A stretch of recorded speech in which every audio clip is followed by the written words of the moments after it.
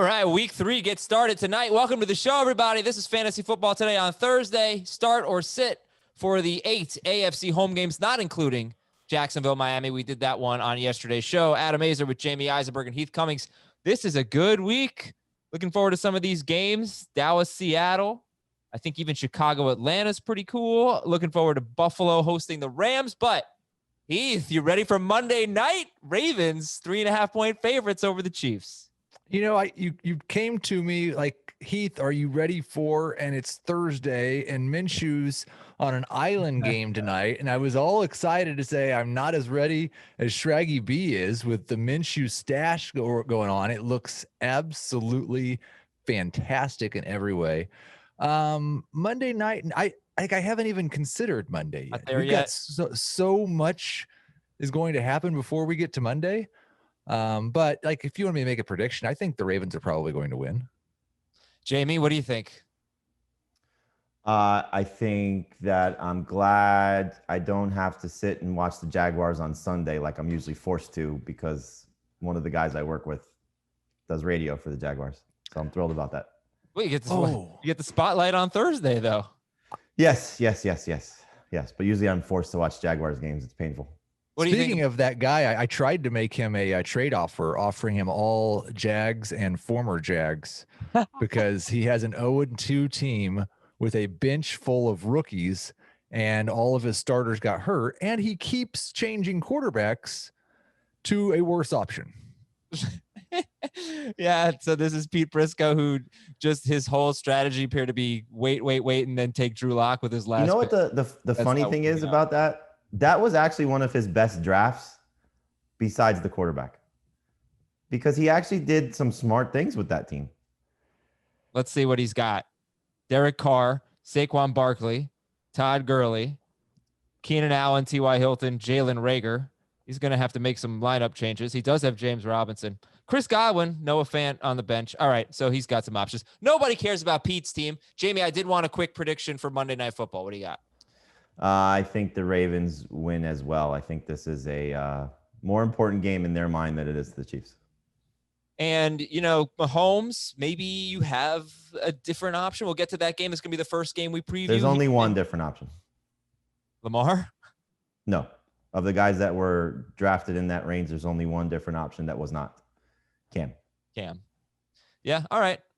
I got his history in very tough matchups. There have been some actually kind of low scoring. Yeah, I mean, nobody's benching him, but that's the only one I would consider as Cam. Gotcha. All right, 3 players I want to throw out at you real quick. Tell me if you think they're under rostered. Okay, should be on more teams. Jeff Wilson, 14% at the Giants this week. Deshaun Jackson, 63%, gets the Bengals, had 9 targets in week 2. Jalen Reagor's on IR. Golden Tate, 53%, gets the 49ers. I think the stat was he had 5 games with 80 yards last year, 80 or more yards. 4 of them came without Sterling Shepard in the lineup. So Jackson and Tate, 63%. He averaged 17 plus PPR points in those 5 games without Shepard on the field. Yeah, and he caught all of his targets last week. In 4 of them, he had 8 or more targets. Yeah, so I'm looking at Wilson, Jackson, and Tate, feeling they might be a little under rostered. You guys feeling that? 1,000%. Yeah. I mean, I think probably the thing holding Jeff Wilson down is that everybody knows he's going to be the early downs back, and the Giants have such a great run defense.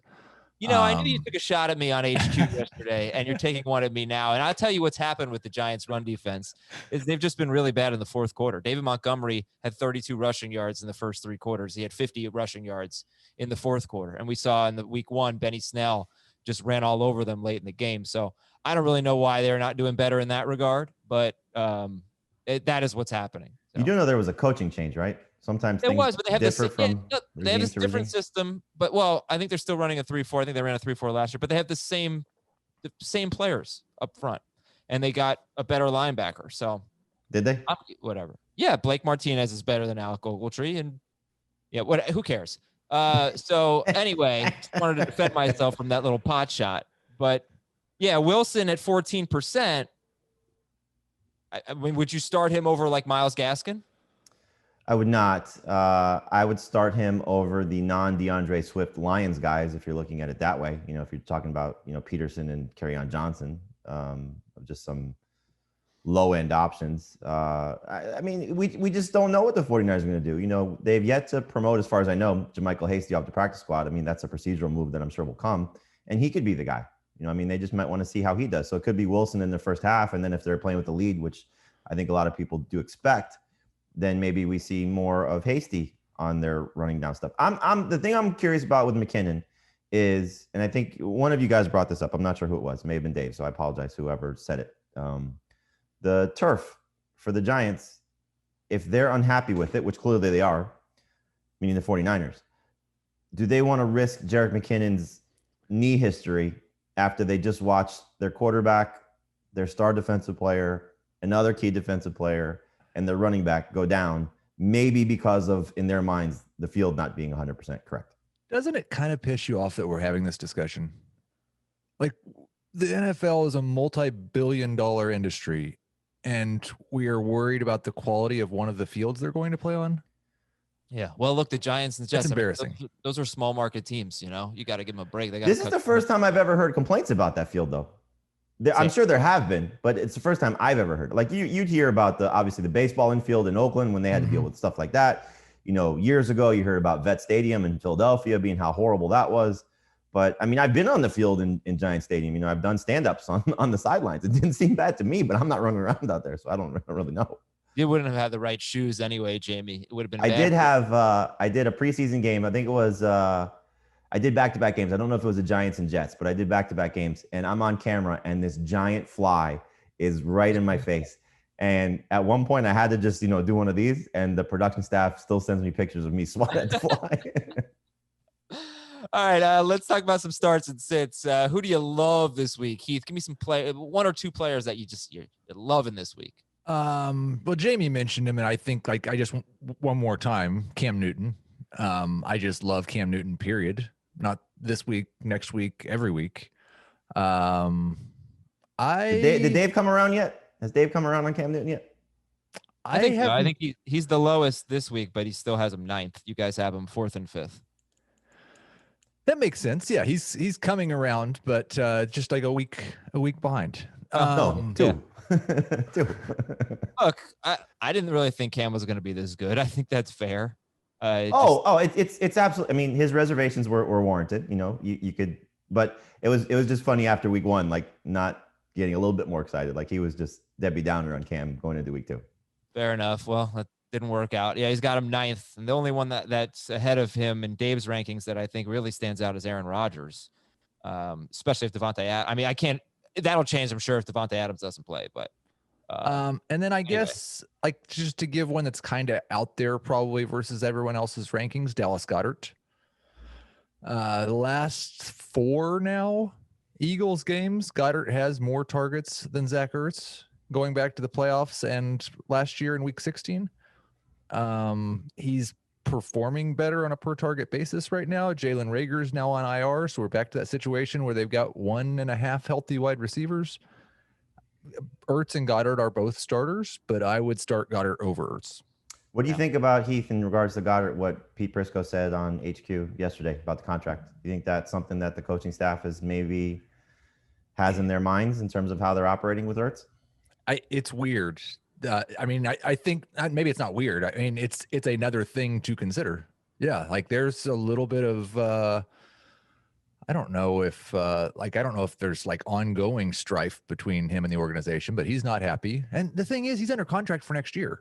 Like it's not like he's a free agent after this year. You just watched what the other 2 guys that you're considered in their class got paid, and you're like, whoa, what? So Pete suggested that they're not throwing to Ertz because of the contract? Didn't suggest that that's the case. He just, kind of, I guess, hinted at it, saying that he's their future. Goddard is their future. And so is it we talk about this with running backs all the time, the changing of the guard. I know Pete, this is just one example he's brought up in the past when Ingram was suspended and Kamara was coming off his strong rookie campaign.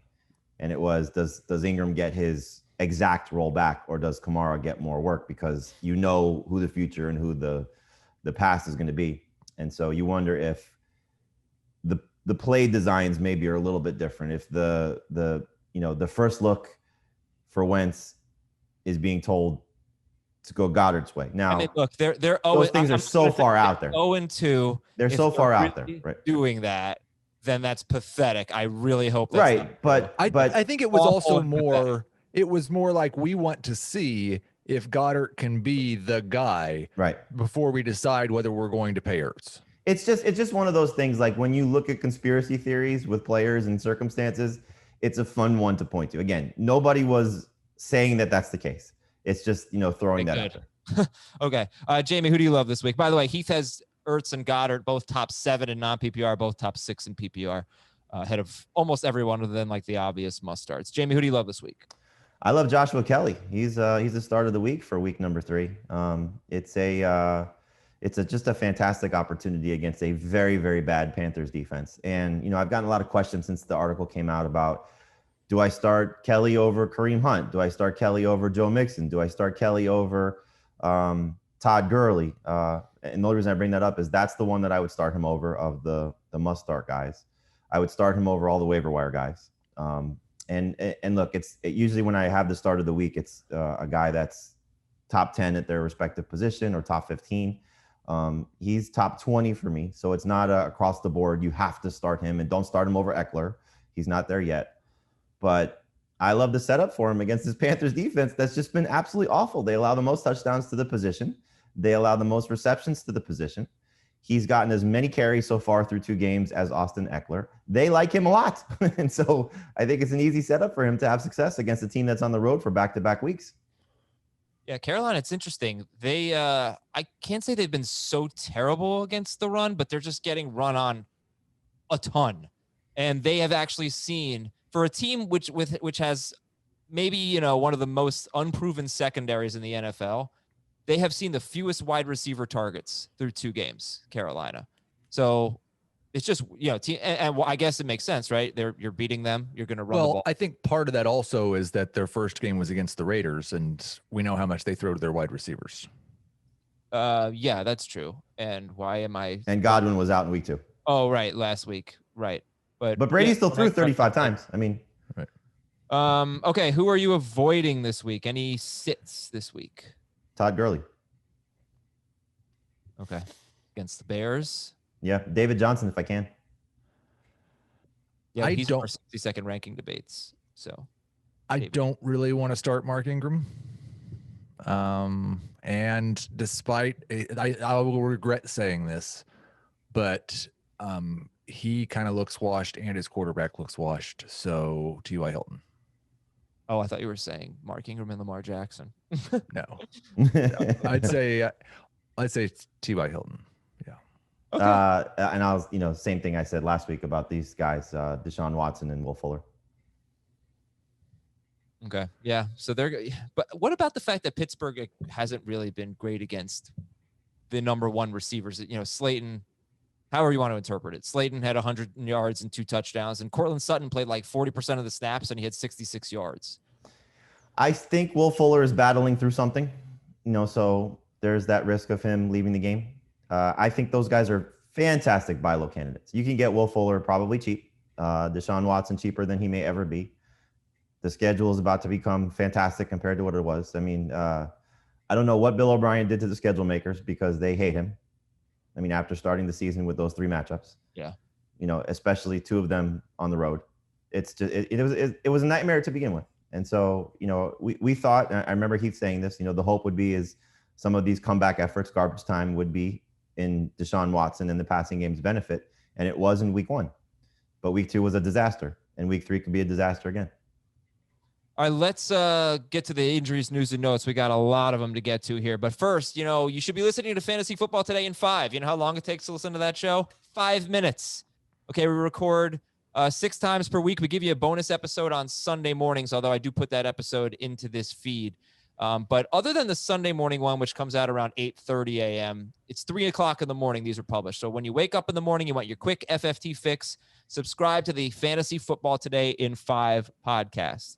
And we've got a starter sit pregame chat on Twitch tonight, 7 p.m. Eastern.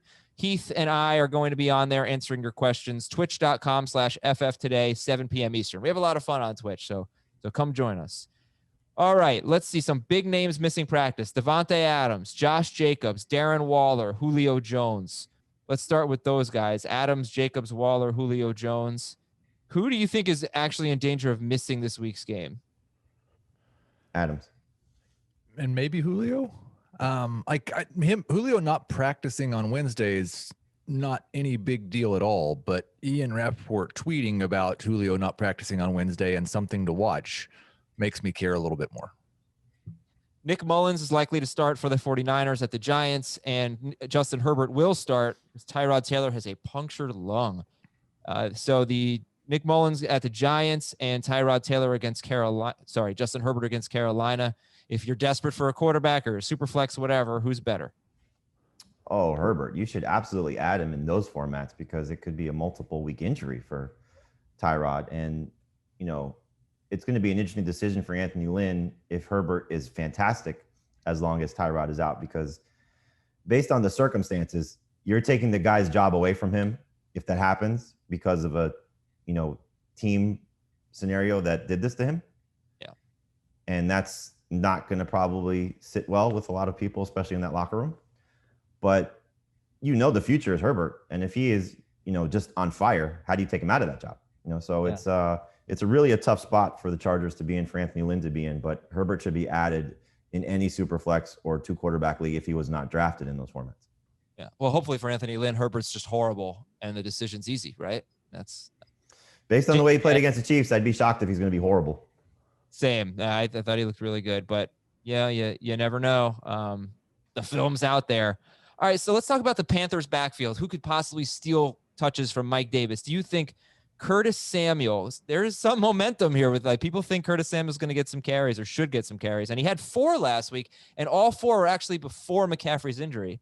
And then there's Trenton Cannon, because I don't think Reggie Bonifant has been elevated yet. So from the practice squad. So Curtis Samuel, Trenton Cannon, I'm not saying start him, but I'm saying, do you think they are a fly in the ointment basically for Mike Davis? No. Okay. I think everything's at play. I think everything's at play with the Panthers. Yeah, I like Christian McCaffrey gets 22 to 25 touches a game. I've got Mike Davis projected for 17 right now. Maybe that should be a little bit lower based on the risk, but Curtis Samuel is always going to get some carries. I don't know. I mean, we don't know. Okay. Yeah, it needs to be brought up for all the people with Mike Davis. We're going to preview that game. Sterling Shepard on IR with turf toe. Jalen Reagor on IR, torn UCL on his thumb. And Reagor actually might be out until week 10. Tevin Coleman's on IR. George Kittle's status is uncertain. Richie Incognito, left guard for the Raiders. He's on IR. They're already on their 3rd string right tackle. So a little beat up on the line. Dolphins cornerback Byron Jones is out for tonight's game. DJ Chark is questionable. All right, let's break this down, Heath. If DJ Chark does not play, what does that mean for everyone, for Minshew, for Shenault, for Cole? It's been a weird start to the season where they're not throwing it to DJ Chark like a number 1 wide receiver anyway. It would make me a little more leery about Minshew, but you're still starting him. I would think it would be a benefit for both Cole and Shenault. And Chris Conley. Yeah. But I've got Cole and Shenault as number 3//flexes right now. They would still be that, just higher end versions. Would you drop Minshew behind Roethlisberger if Chark doesn't play? I don't think I would. But I mean, as of this morning, I think Chark is playing. He got in limited practices, so. Okay. Just if you for some reason starting Josh Lambo, just be aware he's on IR. He's their kicker. He's 12% rostered. Yeah, they picked up Ferrari, so they're good.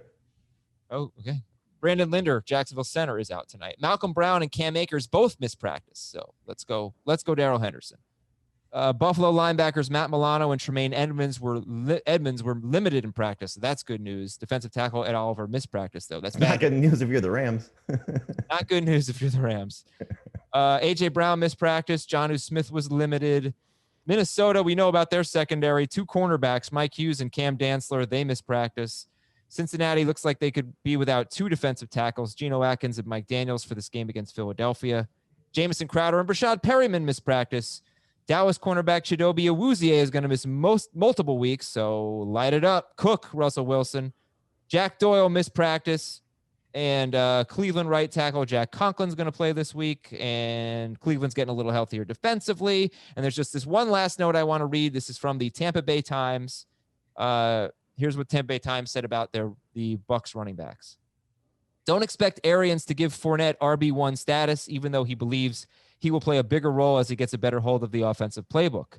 Quote, I love the way it works out right now, Arians said. To have Leonard come in with fresh legs in the fourth quarter and pound it like that, very few teams have that combination. So the speculation is that Fournette will be used more late in the game. And also the Tampa Bay Times reminding us that last year against Denver, Fournette ran for 225 yards, a career high, and that prompted the Broncos to change their defensive alignment, basically, and use the defensive front that they are still using today. So interesting game. Looking forward. I think I just moved Joshua Kelley up another spot. Over Fournette? Yeah. Wow. Okay. All right. Well, listen, credit card debt. I want to talk to you about that because I've seen a couple of my friends deal with this. It could be very crippling, very difficult to get out from underneath. People struggle with credit card debt, but there's help. Check out lightstream.com/FFT. lightstream.com/FFT. Lower interest rates, same-day loans with no fees. If you have good credit, Lightstream thinks that you deserve a great interest rate and no fees. So start saving today with a credit card consolidation loan from Lightstream. Lightstream's fixed credit card consolidation loans start at 5.95% APR with autopay and excellent credit. Lower than the average credit card interest rate of over 19%. We're talking 5.95%. Get a loan from $5,000 to $100,000 with absolutely no fees. The application is 100% online. You can even get your money as soon as the day you apply. And our listeners can save even more with an additional interest rate discount. That's at lightstream.com/FFT. That's the only place to get it. lightstream.com/FFT. Subject to credit approval. Rate includes a 0.5% auto pay discount. Terms and conditions apply, and offers are subject to change without notice. Visit lightstream.com/FFT for more information. All right, getting into the games now. Got some East Coast and West Coast trips. The Niners and the Rams are both going to the East Coast for the second straight week. So that's interesting. And Vegas is at New England. They haven't been very good on the East Coast in recent years. It's a little shorter trip now, luckily. Tampa Bay's at Denver, Carolina's at LA at the Chargers. And then one thing I noticed last week, man, like all the wide receivers who had tough matchups pretty much crushed them, except for Will Fuller. How much does these even matter to you? I mean, you look at like Cooper Kupp at Buffalo, you look at Houston at Pittsburgh, you look at AJ Green against Darius Slay. The Chargers are a tough matchup for Carolina. Kenny Golladay at Arizona, Tyreek Hill at Baltimore. Last week was so high scoring and it didn't matter, Heath. Does it matter this week? I care about how good the defense is that a wide receiver is facing because it could affect touchdown chances. I am not concerned about individual matchups. Jamie, any individual matchups that concern you?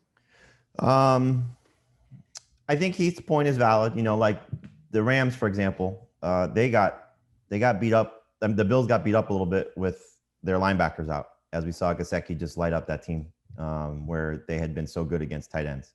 So you get those two linebackers back, and now their defense is close to whole. I think it could be tough for the Rams offense as a whole. So I downgrade their entire team if those guys play. We've got an anniversary of sorts, by the way. This was my favorite stat that Trager and I found. It has been now 2 full years. You go back to week 3 of 2018, where multiple wide receivers basically had a good fantasy game against the Chargers in the same game.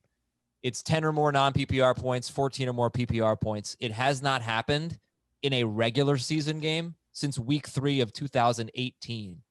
It did happen in a playoff game, just barely, Philip Dorsett and Julian Edelman in the 2018-19 postseason. But that's going to be fun. Like Robbie Anderson. Is Robbie Anderson a start this week? Is DJ Moore a start this week against the Panthers? I would lean more toward DJ Moore. Chargers. I would lean more towards DJ Moore than Robbie Anderson. I would try and sit Robbie Anderson this week. Yeah, Anderson's a boom bust number 3. You don't ever have to ask me probably if I'm starting DJ Moore again. Okay, fair enough. All right, let's do some 60 seconds rankings disputes. Let's try to really make them 60 seconds. Deshaun Watson, 19th for Jamie, 11th for Heath. He is at Pittsburgh. Dave's right in the middle at 14th. Jamie, you say basically sit Deshaun Watson. Yeah, he may move up a couple spots. Like right now, I have Goff ahead of him. That may change again if those linebackers are going to play. But I just think it's going to be tough for Deshaun Watson once again. So he's a great buy low candidate. Don't give up on Deshaun Watson, but you don't have to start him this week in a tough matchup against Pittsburgh. We already have a good example of what he looked like in a tough matchup last week. Heath? Yeah, listen, it was bad last week against Baltimore. The Steelers have not been as good as we thought they were going to be defensively, and maybe they will be in this game. I don't love starting Deshaun Watson, but Gardner Minshew is the only guy who was available on the waiver wire that I feel good starting above him. I'm not starting Fitzmagic tonight over him. I'm not starting Tannehill or Joe Burrow over him. So I'm going to roll Deshaun Watson back out there. Okay. How about Matthew Stafford? I think you have him back to back. Stafford. I would start Stafford over Deshaun Watson. I think Stafford's going to have a very good week with Kenny Golladay back and chasing the score in Arizona. All right. How about Tom Brady? So Jamie's got Brady as a start. He's got him 10th. Heath has him 22nd. Heath. So you're saying sit Tom Brady at Denver. I've gotten to the point with Brady where I'm going to need to see it first. I don't think this Denver defense is particularly good, but going on the road, I kind of think they might just be a little bit more conservative. They threw 35 passes last week, and maybe that's where they're at again, but 35 passes isn't enough for Tom Brady right now, the way that they've not gelled. Jamie, you're more optimistic on Brady. Yes, I think Brady is going to be a very good low-end starter. This is going to be his best game yet because this is going to be the first time that he has his healthy wide receivers on the field. He did not have a healthy Mike Evans in week 1, and Chris Godwin was knocked out of that game.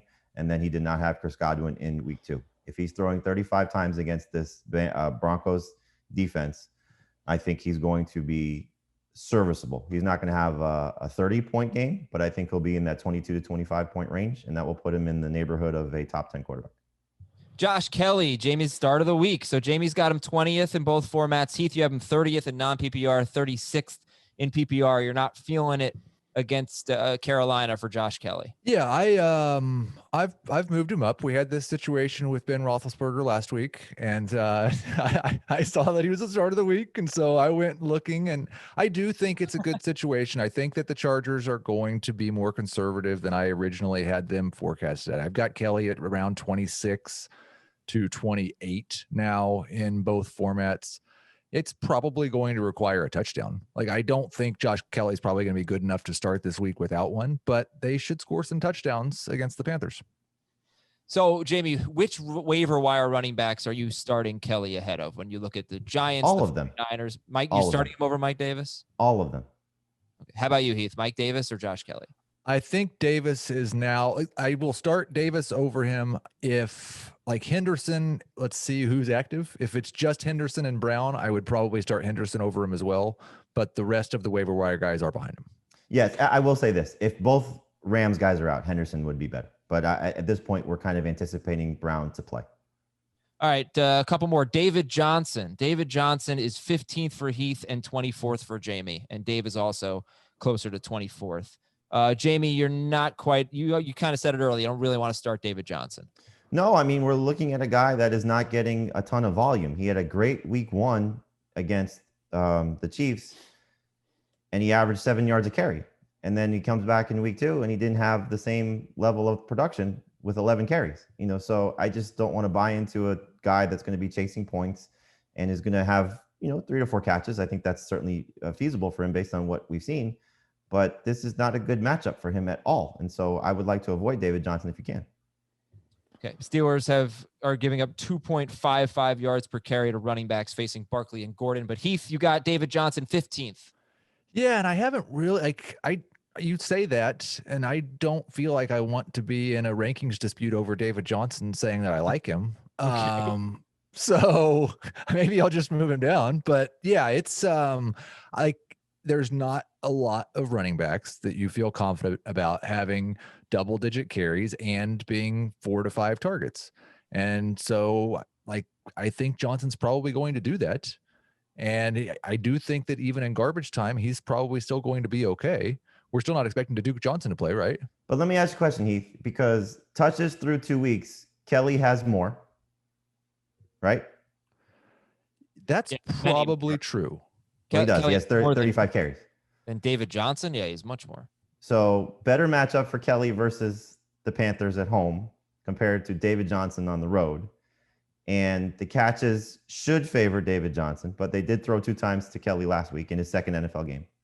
Why would you not play Josh Kelley over David Johnson? Well, I would say like their volume in the running game was basically the same in week 1. Then he had the 23 carries against the actually Chiefs. Kelley had more in week 1 in his first NFL game. It was 12 to 11, basically the same, like I said. And like, I just don't feel confident that he's going to catch 2 passes, and it feels like 2 is closer to his ceiling than his floor. But yeah, I could understand someone starting Kelley over Johnson. I don't feel as confident in his role as a 20 touchback after 1 week of seeing it.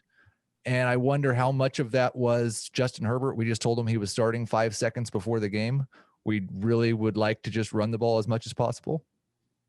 Yeah. Well, look, if they give the ball to Kelley more than Eckler again, I just don't get it. Like Eckler was so much more effective than Kelley. Eckler should get more touches than Kelley. This isn't a Kelley better than Eckler conversation, not by any stretch. And you know how much I like Josh Kelley. He should not be playing more than Austin Eckler.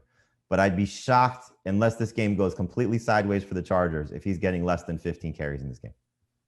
All right, let's do the Startometer now. Jarvis Landry against Washington. The 3 games here on the Startometer, Washington, Cleveland, Vegas, New England, Jets, Colts. Those are going to be the last 3 games that we get to today. So if you can't stick around, Startometer for Jarvis Landry, 0 to 10.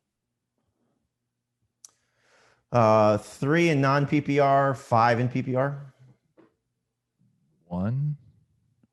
I'm kind of like what I said about Brady earlier. I'm kind of right there with Jarvis Landry. I'm afraid against Washington, there's not enough pass volume for Jarvis Landry to be good. This is an interesting game for the Browns just because of their run. The Washington run defense has been good, and will the Browns, I think they will, but will they be able to run on the Washington football team to the same level that they did against the Bengals? All right, what about Beckham? 0 to 10 on Beckham. I would say 7 for both formats. 5. Would you guys start Josh Kelley or Beckham? I would start Kelley in non-PPR. I'd start Beckham in PPR. I would say that's, yeah. All right. Cam Newton's a 10. How about any Patriots running back against Las Vegas? We still don't know if James White is playing. Right. So I think he's going to play. I hope he's going to play. I hope everything is, okay with his mother. Obviously, his father's passing is tragic. But if he plays, I'd start him, in PPR. Yeah, I'd kind of like to wait and see what his role is. I'll say 1. I would imagine if he's out there, that they'll try to get him something to, celebrate him, give him an opportunity to score something to, make him feel good and, give him a chance to probably do something in the end zone to celebrate his father and his mother. How about Julian Edelman, 0 to 10? 10. I would say 8 in PPR, 7 in non-PPR. Any Vegas wide receiver at New England? 0. 2. Naeem Hines 1. against the Jets. 1. 1. 3 in PPR, 0 in non-PPR. Frank Gore or any Jet at all?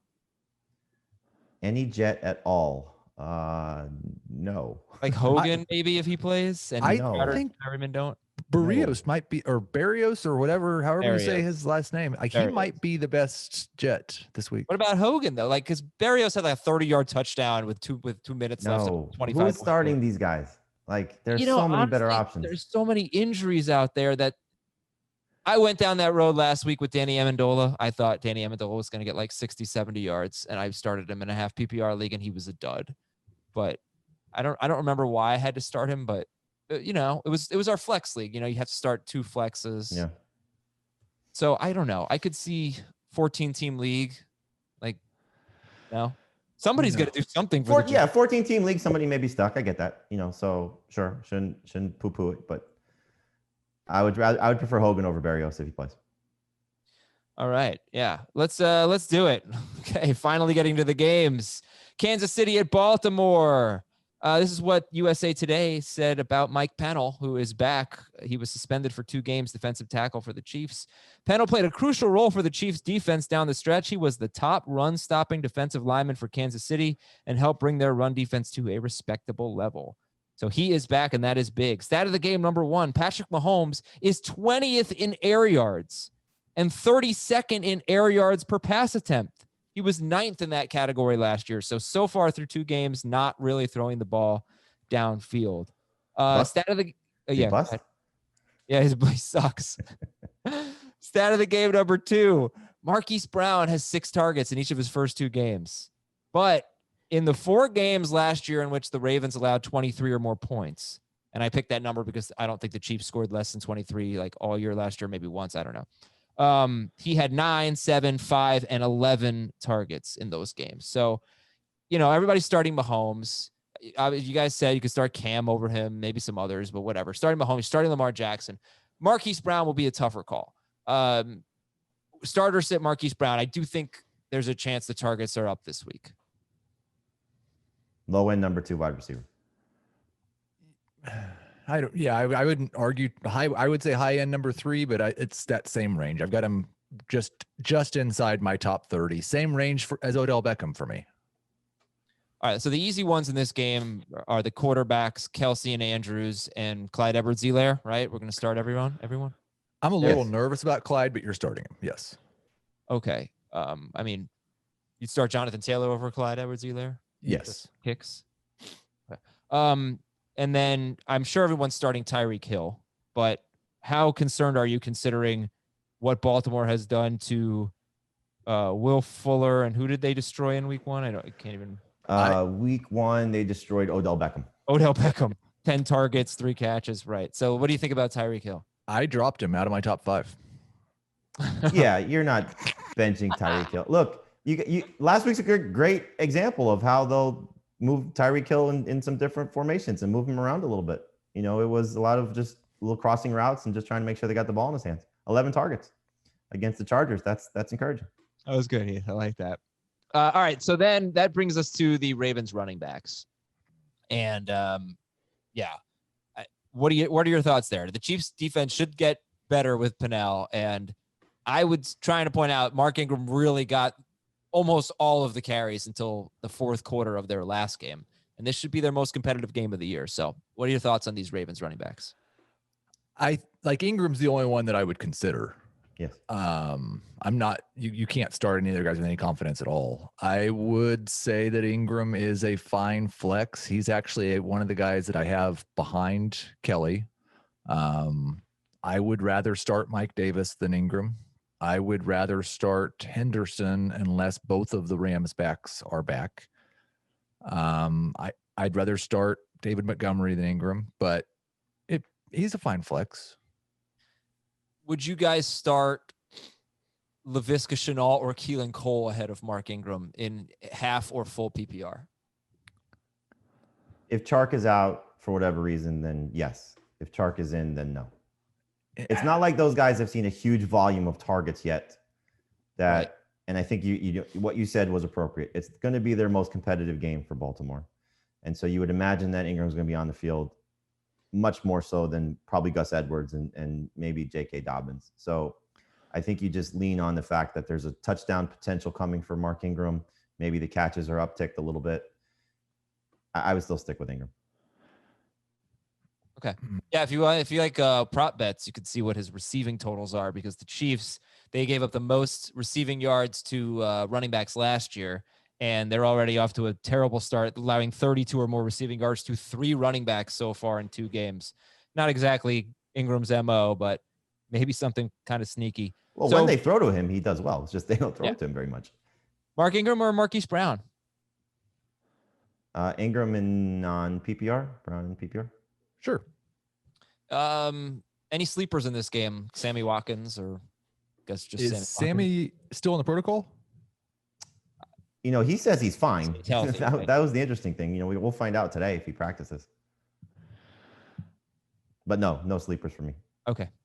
And by the way, Mahomes is 6th for Jamie, 5th for Dave, 7th for Heath. It's Kyler Murray, Lamar Jackson, Russell Wilson, Josh Allen. Those are the consensus 4 that are ahead of Patrick Mahomes, and Cam Newton for both Jamie and Heath, not for Dave. Okay. Well, that's that game. Even though it's the most exciting, it's kind of easy with those teams. However, the Ravens DST, you could try to get away from them. They are 12th for Jamie, 10th for Dave, and 9th for Heath. Only 2 teams scored double-digit fantasy points against 2 DSTs against the Chiefs last year. So some of the best defenses they faced were absolutely horrible against them. So, you can look for the Colts, look for the Chargers, some other options. Rams are at the Bills. Buffalo, a 2.5-point favorite. The total here is 47.5. I've got 2 stats of the game. One that probably won't influence your lineup decision. In 2019, only 3 quarterbacks scored more than 21 fantasy points against the Rams. And so far, through 2 games, Dak Prescott and Carson Wentz have fallen short of that mark. So we'll see if Josh Allen can do it. He's a top 5 quarterback, so that's not going to influence your lineup decision. However, this one might. Stat of the game that might influence your lineup decision. The Rams are 2nd in the NFL in rush attempts. So is that what they're going to try to do? Just try to run the ball? The Bills' run defense probably not as good as its pass defense. See what happens with those linebackers getting healthy, hopefully. But, even if Brown does play, what does that mean for Henderson and Brown? And I don't know. Let's throw Akers in there as well. Like, they run the ball a lot so far. Yeah. I mean, right? I think you look at it as they're probably flexes because you don't know what Brown's workload will be, and Henderson's probably going to lead them in carries or touches, to make sure that Brown doesn't re-injure his finger. So I would lean Henderson over Brown. But you're right, Adam. It's a defense that's going to be tough for this Rams offense to perform well against, at least as well as we've seen, because they were very efficient running the ball against the Cowboys. And then Jared Goff was very efficient against the Eagles. This is their toughest test to date. And, going on the road back-to-back weeks, East Coast, West Coast, East Coast, 1:00 start again. I could see the Rams offense struggling a little bit. They're due for a little bit of a letdown after a 2-0 start. And so Buffalo can make things uncomfortable for them. Now, if those guys don't play, as we saw, Tyler Higbee should light them up because Mike Gesicki lit them up. And so you saw that's where Goff's production came from last week, especially with the touchdowns. So you got to be a little bit concerned about Robert Woods, a little bit concerned about Cooper Kupp. This is a good secondary, and we'll see if they put Tre'Davious White on one of them and who he follows. So I'd be a little bit cautious about this offense for the Rams. If you want a quick rundown of what some of the noteworthy slot wide receivers did against the Bills last year, because remember they've played the Dolphins and the Jets so far, so not too much to go off. But slot receivers last year, well, Crowder did really well. Yeah, and he had 14 catches for 99 yards last year and 8 catches for 66 yards in the second game. Tyler Boyd 6 for 68, Edelman 4 for 30, Landry 9 for 97 and a touchdown, Cobb 3 for 53, Edelman 5 for 72. They did pretty well. I mean, bad against Crowder, bad against Landry, but they did pretty well. So who do you like better, Kupp or Woods? Woods. Would you start Marquise Brown or Mark Ingram over Cooper Kupp? I would start Marquise Brown over Cooper Kupp. I would start Kupp over Brown. Kupp has been disappointing. I mean, last week they were forcing him the ball, and he got over 100 total yards. But you need him to score. That's kind of been the MO for him, and he hasn't scored now in 2 games, and tough matchup. Where are the targets? It's 6 or fewer targets in 8 of his last 10 games now. So, and 6 in each of the first 2 games for Cooper Kupp. And then Tyler Higbee. I mean, how much does the injury report matter here for Tyler Higbee? Because the Bills were maybe the worst matchup for tight ends last year, but you take away 2 years. Last 2 years. Yeah, you take away 2 great linebackers, and they were horrible against Gesicki. So, how much is up in the air in terms of where you're ranking Tyler Higbee? When I first did my rankings at the start of the week, I had him 3rd. And then as you go through the process, I know Heath does as well with his projections. You kind of shift things around, and now he's down to 11. So, yeah. It's a big swing. I don't think a lot of people are going to sit Tyler Higbee. You can start Dallas Goedert over him. They're back-to-back in my rankings. You can start Jonnu Smith. You could start Mike Gesicki. You could start some other guys that you may not have considered. But, after a 3-touchdown game, it's hard to get away from Tyler Higbee completely, especially since those guys are not at 100%. Yeah, I would start Gesicki over him tonight. I just the matchup might be fantastic and he might score 3 touchdowns, but he's also getting 5 targets a game. It's not the same thing as what happened at the end of last year. Yeah, he had 5. He caught all 5 of his targets and he scored 3 touchdowns. So it's a good thing to note, Heath. And would you start Dalton Schultz over Mike? No. Higbee. Sorry. Higbee. No. Okay. No, and I will say that if those guys are getting into full practice by Friday, I would put Goddard ahead of him. All right. So Henderson, I think we got to stay on Darrell Henderson for a bit. What's the range of where you might rank him depending on who's available here? Let's say everyone's out. Where's Darrell Henderson? When I first did my projections, it was with everyone out, and I wouldn't have left him here anyway because it was ridiculous. But he was my number 7 running back. I moved him quickly down to 15th. And then when I saw the report about Malcolm Brown, he had surgery on his pinky, but they think he's just going to play.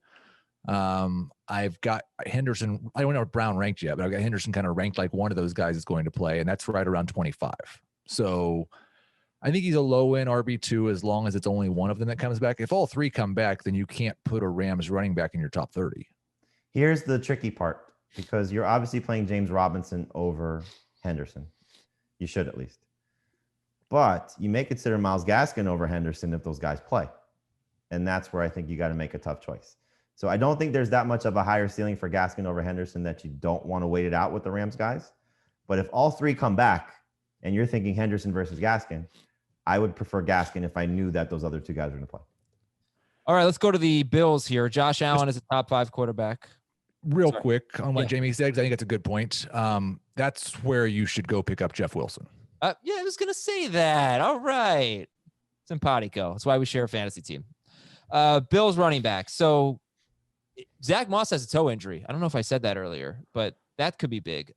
Is it like you're not starting them unless Moss is out and then you start Singletary? Oh, Singletary would be a must start if Moss is out. Yes. I've got Singletary as a borderline start with Moss playing. So he'd probably be a top 15 running back for me if you told me Moss wasn't playing. So who's the best running back in this game? Let's say you have Moss, Singletary, Henderson, and Brown playing. Who's the best running back? Singletary. Yeah. Over Henderson. If those guys are playing, yeah. The thing with Brown playing is I could see a scenario of Brown being like a break glass in case of emergency type of situation. Like Henderson's going to get all the work, and we don't want to risk Brown getting hurt further. And I'd be shocked if with a fractured pinky after having surgery that he's playing in the passing game. So Brown would be off the table for me this week unless Henderson's hurt and Akers is out. So I wouldn't want to trust him at all. So he would be 4th, a distant 4th. But I think the Bills guys will still be close together with Singletary slightly ahead because we saw week 1. He's the preferred goal line option. Yeah. I know he gets all the green zone work. Zach Moss. Okay. Final question here. By the way, Rams struggling so far against pass catching running backs, so that could help Singletary. Buffalo wide receivers. Are you starting both Diggs and Brown? I'd be a little bit more concerned about Brown. Just that could be where Ramsey ends up because they'll move Diggs around. They'll play him inside as well. So Cole Beasley's banged up too. That's something to keep in mind. That he's not 100%. So that could change some things also. But I'm not getting away from Diggs yet. Right. You got to start Diggs. I would say Brown, for me, Brown's in that Marquise Brown, Odell Beckham range of number 3 wide receivers that you're probably starting. Okay. And the DSTs are, I guess, both in play. For Heath, they are. For Jamie and Dave, it's just the Bills. Okay. Houston at Pittsburgh. This is Josh Allen's toughest test, obviously, after the 2 defenses he's faced. So I'm curious to see how he does. And the Dolphins dropped a couple of picks last week. I would expect the Rams are going to get a couple turnovers at least. The Bills might put up 30 points again, but there should be some fantasy points for the defenses, I would think. All right, Houston at Pittsburgh, stat of the game. I think I've probably given this before, but anyway, the Big Mac was invented in the Pittsburgh suburbs by Jim Delegati, a local McDonald's franchisee. It was first sold in 1967. These stats again? I could understand why you'd want to make sure that like I might have used that one, but I got to get it in there again. Yeah, who knows that where the Big Mac was invented? Now you know. Tell your friends. I already forgot. We talked about the show. Hey Adam, where's the Roethlisberger invented? Pittsburgh, Miami, Ohio. Deshaun Watson, we talked about that. Jamie says sit. He says he's number 11. You can start him over every like waiver wire guy except Minshew. David Johnson, we already talked about. Heath's higher on him, but might be moving him down the rankings a little bit. So he's a number 2 running back, David Johnson. David Johnson or Stephon Diggs? Diggs. David Johnson or John Brown? Johnson. Brown and PPR. Any interest in a Houston wide receiver this week, Cooks or Fuller? If Fuller was out, then I'd have interest in Cooks. If Fuller plays, I'd have interest in none. It's so weird because we had lots of speculation about Will Fuller, and he definitely was getting his hamstring stretched at one point last week, but he wasn't even on the injury report. Yeah. I put Fuller in that, like, there's going to be a big range because I've said it a lot, but I put him in the same range as John Brown and those guys. Boom or bust, number 3 receiver. The range goes from 20 to 60. How about Jordan Akins?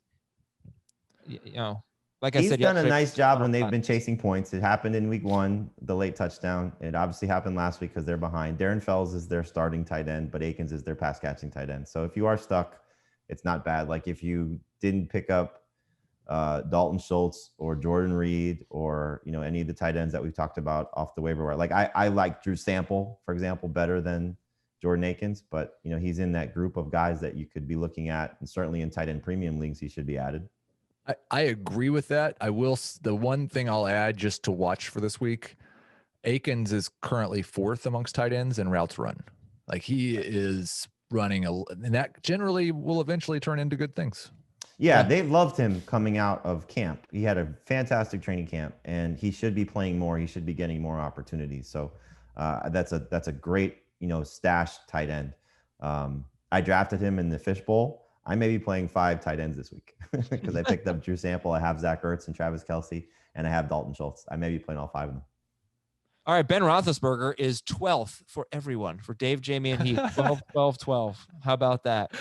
Excellent. It looked like Houston had kind of done a respectable job against Mahomes and Jackson. Like neither of them went off, but they both had passer ratings like above 113. So I don't know how well they've actually done. Imagine if you're the Texans and you go, oh, we get a break from Mahomes and Lamar Jackson. And now we got to play a Hall of Famer. Any hesitation to start James Conner? None. Okay. And then the Pittsburgh wide receivers, how are we feeling about them? Who's better, Juju or Johnson? I've got Juju for at least one more week. I would be really nice if they throw it to Juju just a little bit more, but they're both they're both ahead of that gigantic range that I have established from 20 to 60. Okay. Jamie, agree Juju's better? Yeah, I think there's going to be a squeaky wheel game coming for Juju at some point.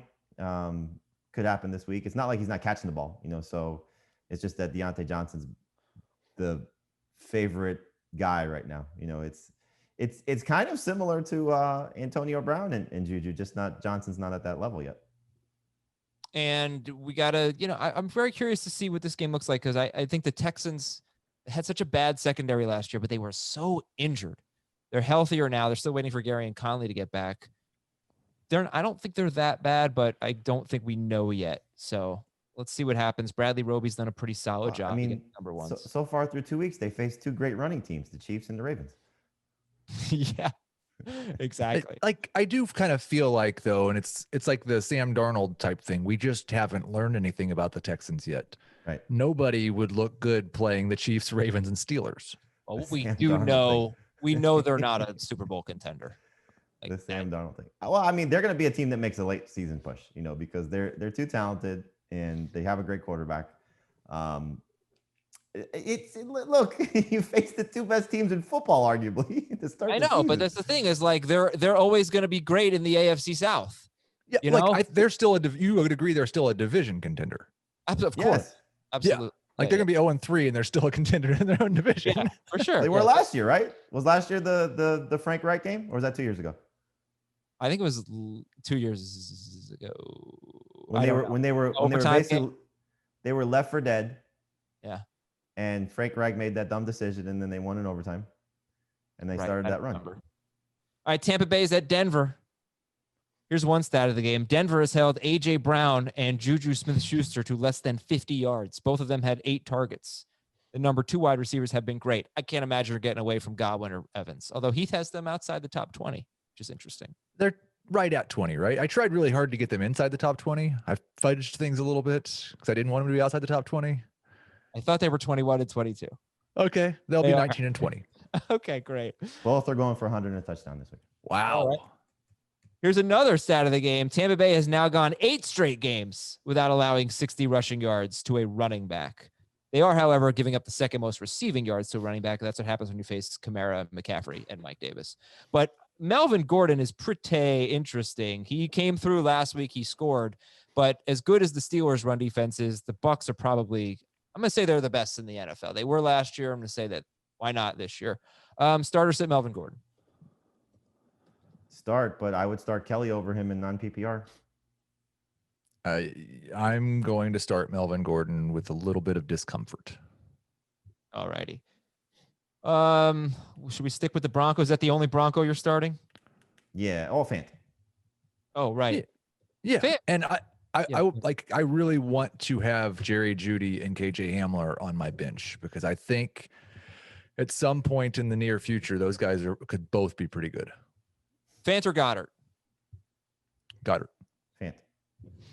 Fant or Jared Cook? Fant and PPR. Cook and non-PPR. Cook scores touchdowns. That's all he does. Sure. Yeah. Just want to throw out at this on Fant. Like he's got 11 targets in 2 games. He's been tremendous. He's got 11 targets in 2 games, and he's got his backup quarterback and didn't really bother him last week.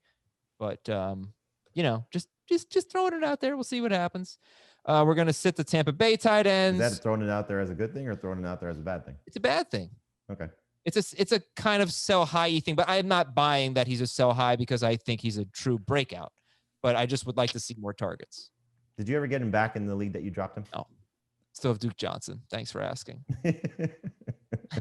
I have Mark Andrews, thank goodness. But Tom Brady, I think we debated him earlier. Jamie's got him 10th. Heath has him 22nd. We did the 60-second rankings debate. If you want to hear that on Brady, rewind. Check the time codes. Always check the time codes in the description. So let's talk about Leonard Fournette and Ronald Jones. What level of confidence? Nobody's starting Ronald Jones, but what level of confidence do you have in Leonard Fournette? I don't think you can have any confidence. I think Leonard Fournette would be pretty damn good if they'd give him 15 carries. I don't think you can have any confidence in who's going to get the first carry for the Bucs. I hope it's Leonard Fournette, but Fournette's a flex for me, and so's Jones, but Fournette's a high end and Jones is a low end. Did I ask you Mark Ingram or Leonard Fournette? I don't know. I don't think I did. Yeah, I would start Fournette as number 2 running back this week. I think that you're going to get enough touches out of him in this matchup that he's going to be successful. I would start Ingram and non-PPR, Fournette and PPR. Yeah, I'll take Fournette. Any thought of starting Jerry Jeudy in PPR over Leonard Fournette? No way. You're going to get a lot of targets. He's got 15 in 2 games. He's going to get more catches than Fournette. No. This is his chance to shine. So was week 1, and he didn't have a great game. No. 4 catches for 56 yards. Tampa Bay's DST is top 4. Start him up. Carolina's at the Chargers. Chargers 6.5-point favorites here. Your stat of the game, number 1, is what I mentioned, that it just doesn't happen. 2 wide receivers having good games against the Chargers. It's happened 1 time in the last 2 years, basically. And stat of the game, number 2, I also gave this one. The Panthers have seen the fewest wide receiver targets in the NFL defensively. So that's interesting. Bridgewater's a sit. Let's go through this quickly. Bridgewater's a sit, right? Yeah. All right. You want to talk about Mike Davis? Hit me with some Mike Davis. Jamie said it really well. Everything's in play earlier. In these types of situations, and I'd throw the Giants in here as well. Like, we should be prepared to be surprised. don't start Mike Davis over someone that you feel good about as a number 2 running back. Mike Davis is the guy that gets you to the other guys. So like I would start him over Mark Ingram. I would start him over Leonard Fournette. I would start him currently over Devin Singletary unless Zach Moss is out. But mostly if you have 2 good starting running backs, you just start those guys instead. The thing that you have to hope for with him is the receiving numbers, because you saw that already. So you should say, okay, they're going to be chasing points, right? They're going to probably do that every week. Certainly this week, back-to-back road games for them going to the West Coast. So if they trusted him already, I don't know, Heath, if you want to look it up, what you haven't projected for, I would guess probably 5 catches is something that's attainable for him. Yep. After he just had 8. So if he's getting 5 catches, let's just say, he's probably their first guy up in terms of carries. So 10 carries is probably on the table, right? Heath, what do you have him projected for there? I think 12, actually. Okay, so if you're going in with 15 touches in your mind already, that puts him in the number 2 back end flex range to begin with. So, and just think about that. 15 touches. David Johnson hasn't done that yet. Mm-hmm. Okay.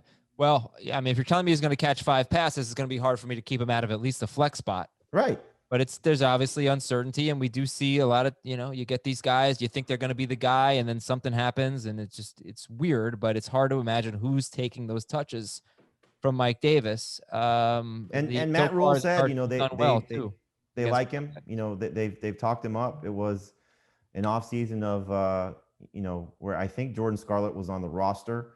Reggie Bonifant has yet to play. Trenton Cannon, we know, is more of a special teams sort of, Ty Montgomery type of player, that never is going to be a featured type of guy. Mm-hmm. So Mike Davis has had that opportunity before. He's failed, but, pedigree would suggest that Mike Davis is going to get a lot of work in this game.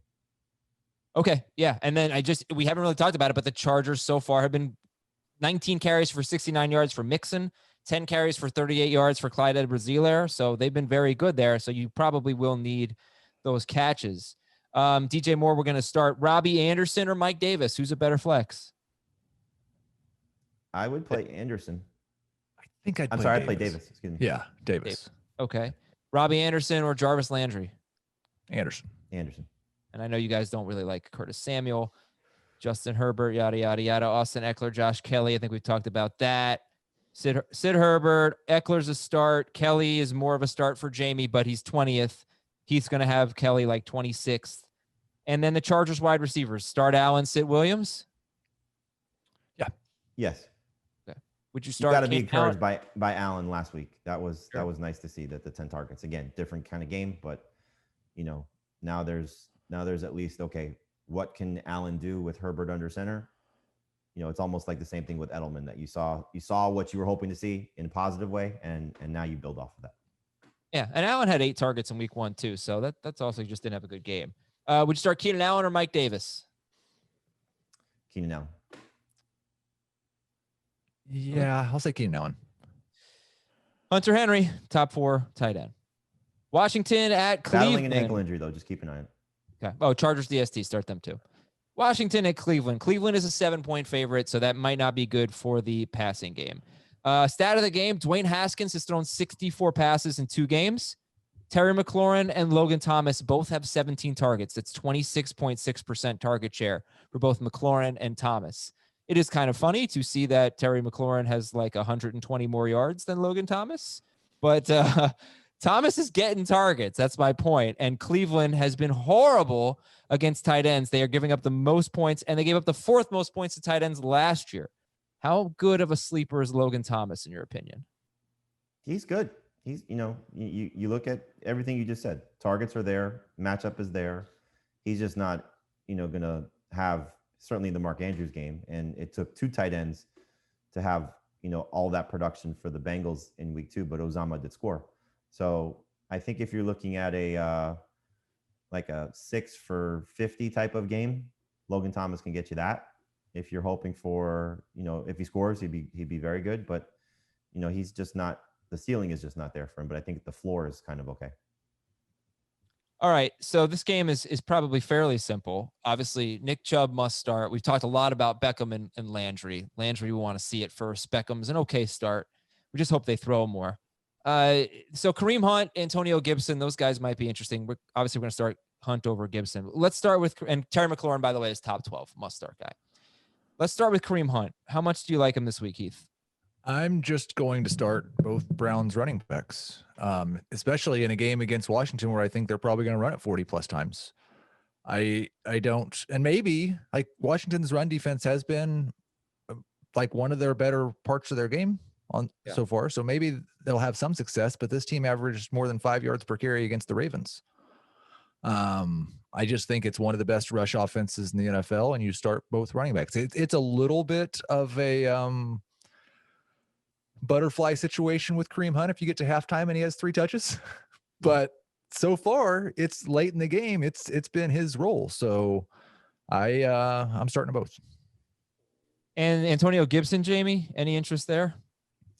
I think it's gonna be tough. You know, you were saying about the Bucs having the best run defense. I wonder if this Cleveland run defense is going to hold up all season long, because they've done a really nice job so far through 2 games. I mean, you know, Baltimore, we know what their rushing game is. They limited the 3 running backs. Dobbins had the 2 touchdowns, but, you know, the 2 main guys were under 3.2 yards per carry. And then we saw them do a great job in bottling up Joe Mixon as well. And so Gibson, I don't think, is on the level yet of those 2 scenarios. And so I would try and sit him this week. I'm extremely encouraged by what they did in week 2 against Arizona. The fact that they made him their guy. And that, I think, is something you're going to see moving forward, just him continuing to get better. I wish they would throw the ball to him more. I spoke to Brady Quinn briefly about this, and the reason I bring that up is Brady's one of our colleagues. He also works for Fox Sports. He called the game. And so one thing he said was he didn't think that they were using him correctly for what his skill set is. But I'll go back to something I said a couple weeks ago. This is the evolution of some of these rookies, especially a guy like Gibson, who's transitioning from wide receiver to running back. They're going to continue to add more to his plate. And so hopefully now we see a little bit more involvement in the passing game, because that's where his stats can sort of blossom and continue to grow. So this is a great game to keep an eye on Antonio Gibson, but I hope you don't have to play Antonio Gibson unless you're stuck. I think that's pretty much it for this game. Which DST do you like better, Washington or Cleveland? Oh, the Browns by leaps and bounds. Got them 4 spots ahead in your rankings. It's a drop off though. The Browns. Okay. The Browns, okay. Sorry, like you acted like that's like the dumbest question. No, I think they're going to hit. I think they'll hit Baker Mayfield a few times. Right. Okay. Yeah, I like the Browns as well. I mean, I think I'm starting in 1 league. All right, we got 2 games left, guys. Let's rock and roll here with Vegas and New England. All right, so the only here's the deal, right? Start Cam, he's top 5 guy. Start Jacobs, start Edelman. And who am I forgetting? Waller. Start Waller. So do you think Sony Michel scores? Because Patriots are 6-point favorites. And should we at least be adding N'Keal Harry? Yes. Coming off that big game. Add N'Keal Harry for sure, and I wouldn't hate flexing him this week. I think he's the 2nd best receiver in this game. Yes, for sure. I don't think this, like the Sony Michel score thing, he's not even on the field in their goal line package. There's no other running back on the field in their goal line package. So until that changes, I don't think you can have any hope. Like Sony Michel is going to score from 20 yards out. What did he Maybe. do in Well, week 1? He scored in week 1. He scored in week 1. You know, so I think there's a chance he scores, but I'm with Heath. You don't want to, you know, bank on it. Now, clearly, again, you just lost McCaffrey, you just lost Barkley. You have 2 Rams running backs that were in the mix of starting options that are down. You may be stuck. So he's clearly better in non-PPR than PPR, but, you know, they're going to use Burkhead. If White is back, they're going to use him, you know, so with what Cam is doing and how he's operating, you need a touchdown for him to be successful. So he's in the Jordan Howard range. You know, that's just the type of player that he is right now. Patriots DST, 7th for Jamie, 5th for Dave, 10th for Heath. And I really got my eyes on this game because I'm pretty sure I picked the Raiders to make the playoffs and the Patriots to miss the playoffs. So let's see if they can put up a fight here, those Las Vegas Raiders. Jets and Colts. That same bet after 2 weeks, knowing what the record is for both teams. No, Cam is much, much better than I thought he was going to be. So, but you would bet on the Raiders to make the playoffs still. They're 2-0. I would probably put the Patriots in the last playoff spot and kick the Raiders out. But I think they definitely have a chance. I like the Raiders. Jets and Colts here. The Jets have run the second fewest plays in the NFL. We love that. That's really weird. Losers. Adam Gase is always so slow calling plays. This is a game that, brings back memories of the trade to get Sam Darnold, which worked out quite well for the Indianapolis Colts. I think we're pretty much sitting all the Jets and not starting Phillip Rivers, but starting Jonathan Taylor. T.Y. Hilton is interesting, though. Heath said he didn't really want to start him. Where does T.Y. Hilton factor in with the Beckhams and the Marquise Browns of the world? And I could understand if someone just looks at this Jets defense and says, I don't care, I'm starting T.Y. Hilton. And he has had several almost touchdowns. This offense, the way they ran the system last week, and Hilton got a shot in the end zone in that game, but that was about it, is kind of what we expected in games that they should win easily. And I just don't know that T.Y. Hilton's going to get more than 5 targets. If you were to look at these two teams, not these two teams, if you were to look at the Colts and the Texans right now, from this point forward, who would you bet on to win the AFC South? I would have said the Colts at the beginning of the year. I did. But Rivers has looked a lot worse than I expected. Yes, that's the thing. It's like you huh? Bad. Yeah, he's been really bad. I think the Texans are better than them. And the Titans are better. I would take the Titans over both. Yes, I was fading the Titans, but now I kind of think they're going to win the division again. I think you're right. Or they didn't win Titans, and this kind of goes with Ryan Tannehill that they're not getting the due that they probably deserve. Yeah, but if just looking at the Texans and the Colts, knowing that the Colts are probably 2-1 and should be 3-0 after this week, and the Texans are most likely 0-3. I think I would take the Texans to win the division still after that. If those are my two choices. Yeah, well, all right. Well, Colts DST, by the way, start them. But Jamie, is there a sleeper wide receiver in this game? If there is one, who is it? I mean, we talked about Chris Hogan, and hopefully he's 100% because they'll be chasing points and throwing a lot. But I don't have any faith in him. Like if I had to choose, I would take Michael Pittman over both, just based on the touchdown potential, because I think he's going to see a little bit of a spike in targets. So will Zach Pascal. Probably the best sleeper though is Mo Ali Cox. If Jack Doyle's out again, because we saw him do a nice job last week, despite the interception for Rivers was off Mo Ali Cox's hands. I called them Mo Ali drops. All right, Mo Ali Cox is somewhere around 16th, 17th in the rankings. So big game yesterday, big game Sunday, 5 catches, 111 yards against Minnesota. That's going to do it for the AFC home games. NFC coming up tomorrow, and we will recap Thursday night football as well. So until then, for Jamie and Heath, I'm Adam. Talk to you on Friday night, and also on Twitch, on Friday morning, rather, on Twitch on Thursday night, 7 p.m. Eastern, twitch.com/FF Today. We'll see you there. Want more of the Fantasy Football Today podcast and nonstop year-round fantasy advice? It's simple. Hit the subscribe button and hang with us all throughout the year.